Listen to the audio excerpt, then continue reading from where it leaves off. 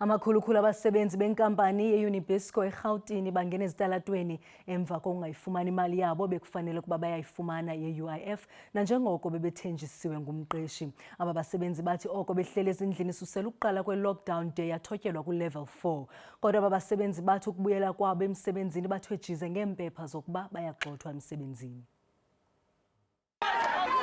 Bagwevexerha ngumsindo. Abasebenzi abangaphezu kwama600 benkampani yeDGL amakheke yeUNIBISCO besenza imisadulo ngaphandle kwenkampani. Bathi abaxola ngayindlela abaphethwe ngayo yile nkampani ngethuba lokumiswa ngxi kwentshukumo.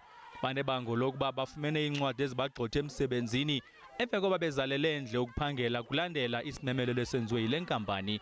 Kodwa ke umqeshi uyakuphika oku. We have not dismissed anyone. If anyone has been dismissed, they can come and say so. Iqhubela phambili ke imisadulo ekucaca mhlophe kokuba imigqaliselo yelockdown ityeshelwe kuba abantu basondelelene nabakwantsasa nabenza nganto ukuthindela ababaqhankqalazi ekubeni bavakalisa inqubo yabo. Xa sifika apha emsebenzini wathi uMohammed uyasuspend uzosinika ileta siya kwi-hearing for uba asisebenzanga nge-26. Ngoku iphi imali yabantu ngoba osisibethu bahlela abasebenzi bazawurenta ngantoni bazawutya ntoni? Ingaba bethu kwenza kantoni kanye apha yeUNIBISCO? Kutheni abasebenzi bengayifumenanga imali yabo yeUIF? Each company applies for the UIF fund to compensate the people who are not going to be back at work, which has been done by our company since the beginning of April, even during the period when we were closed down. When the UIF money came back, it didn't come back complete.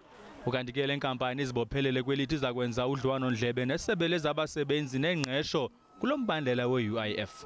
Ndingu-Abongile Dumako, kwiindaba ze-SABC eRhawutini.